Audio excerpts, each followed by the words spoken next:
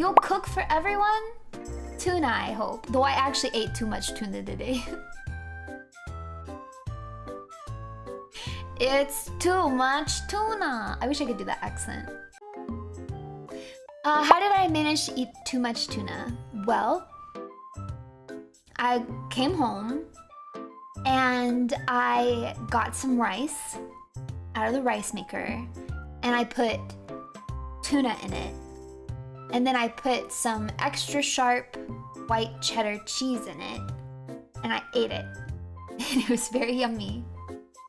And then I thought, I want more. So I got another bowl of rice and I put more tuna in it. And then I put the cheese in it.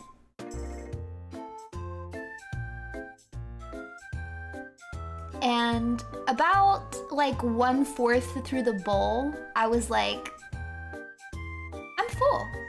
I'm full. But I didn't stop. No. No, I didn't. I kept eating. And I completed that bowl. And then I tweeted that that was too much tuna. Riveting storytelling from yours truly, Runie.